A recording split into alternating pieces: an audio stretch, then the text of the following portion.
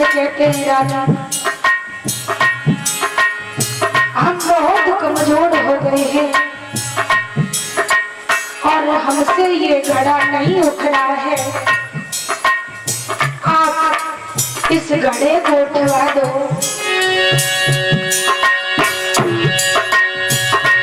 रानी उठवाए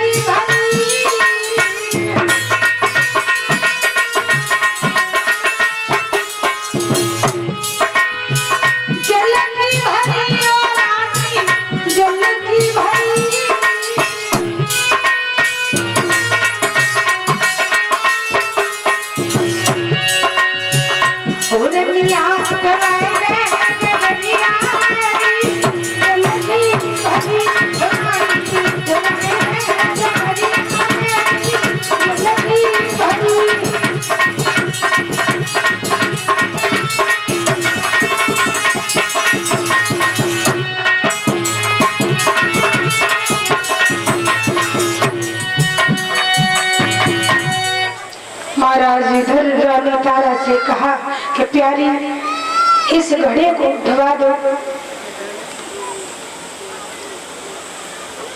तारा ने जवाब दिया है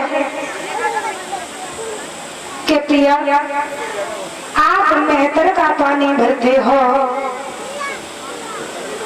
और मैं पंडित के घर रहती हूँ, मैं आपका घड़ा कैसे उठवा दूं? मैं आपको बता दूंगी। आप ऐसा करो कि आप जल में भीतर घुस जाओ।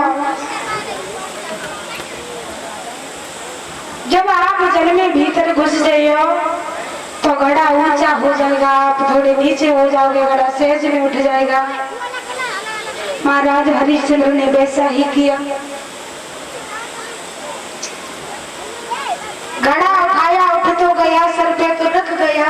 जब जल से बाहर निकले तो एक ठोकर लगी, घड़ा जमीन पर गिर जाता है, फूट जाता है। और जब घड़ा फूट जाता है, इधर मेहतर के घर जब पहुंचे हैं तो मेहतर ने कहा हरिया मुझे ये बता घड़ा कहाँ है? घड़ा फूटेगा, घड़ा फूटेगा? धोखे से फूटेगा महाराज। एक बात बता, बोलो। तू खाए पी के तो तगड़ हो गए, तो पर तेरे पेट मारे हम पेट के मारे तो रपटे पड़े भारी हत्ते बजने के रपटे पड़े फूटेगा महाराज। गलती हरिया बना हुई इतना मोटो तगड़ है तो तेरे शरीर में तेरे प्राण से कैसे निकल गए? महाराज पूछो ना, आज मुझे कई दिन आएगा खाना नहीं खाया, ये शरीर देख रहे हैं पहले ऐसा ही हूँ तगड़ी अब नहीं। भक्त जनों उसी समय कहा अब तू पानी भरने के लायक नहीं है, तू ऐसा कर लाठी उठा हमारे घटे में जा, हमारे घटे में जाके कप्पन इकट्ठे करते रहना। तो दादा बड़े ध्यान देने की बात है, आज महाराज हरिश्चंद्र कहाँ राजा थे, कहाँ गली गली में झाड़ू लगाया, पानी भरा। आज समय ऐसा आया कि महाराज हरिश्चंद्र जो राजा थे आज मरघटिया बन जाते हैं। इधर श्री सुखदेव जी महाराज वर्णन करते हैं, हे राजन परीक्षित, एक दिन की बात है कि रानी तारा भोजन बना रही थी, रोहित बेटा सो रहा था।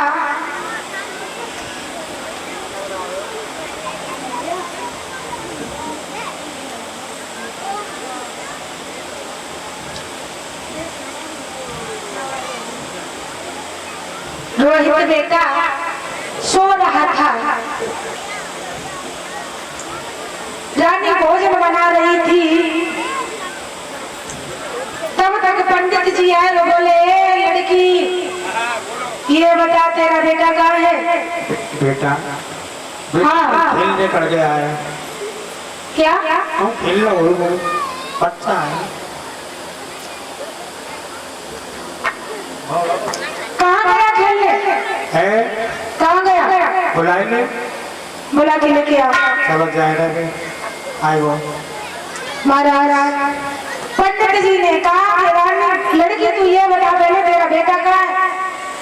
तारा बोली, प्रभु बेटा भी छोटा है, सो रहा होगा, सुबह का टाइम था। पंडित जी गए रोहित के गाल में तार से तमाचा दिया और कहा, बोल चल हटाओ, तुझे ये नहीं पता तेरी पूजा के लिए समय हो रहा है, जा फूल लेकर के आ। दादा खुशी समय रोहित ने हाथ में छपरिया ले और चल देते हैं फूल तोड़ने।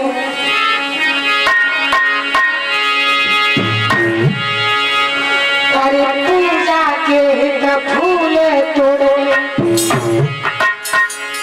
अरे आयो राजकुमार कि पूजा के फूल तोड़ने आयो राजकुमार। और चुने चुने फूल धरे डलिया में तो लो मार गई पर हाथ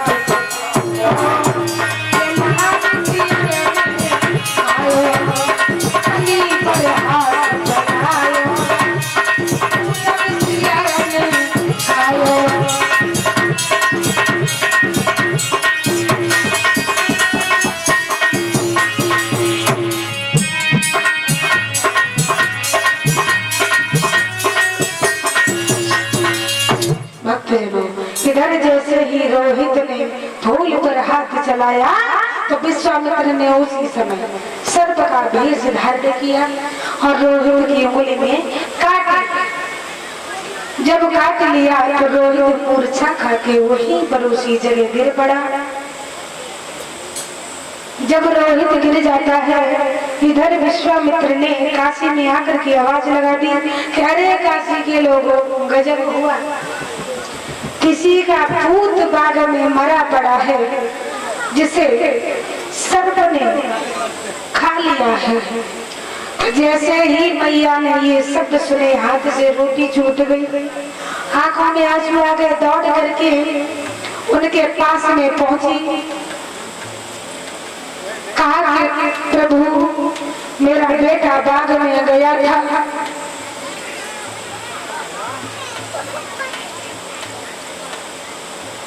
उसे सर्प ने काट लिया है, मुझे आज्ञा दे दो जो कि मैं वहां अपने पूत के पास में जा सकूं।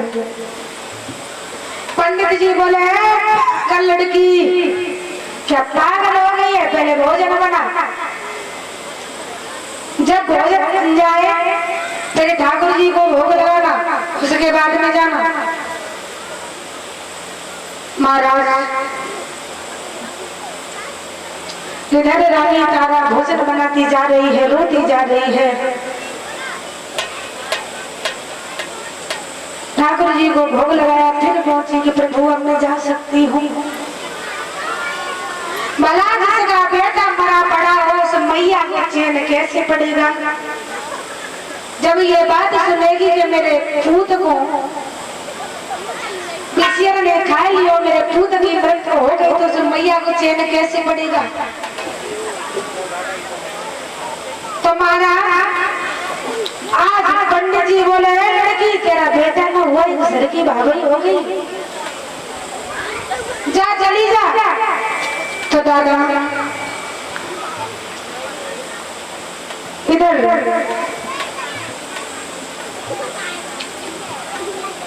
ड्रौनी जब बाग में पहुंची है, बेटा को देखो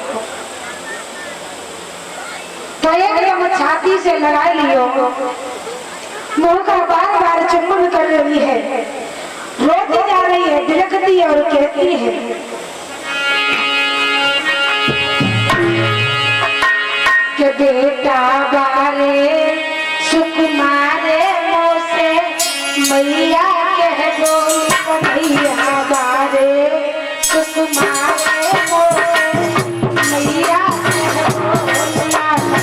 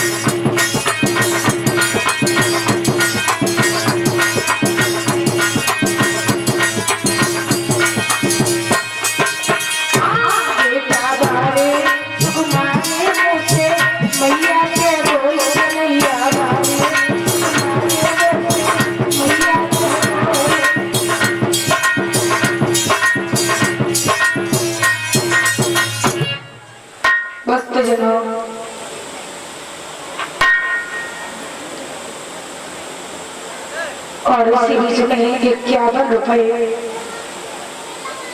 ये 51 रुपए बीपी भैया गिरौरी के रहने वाले, सी गाँव के रहने वाले हैं, 51 मुद्राओं से सम्मान कर रहे हैं।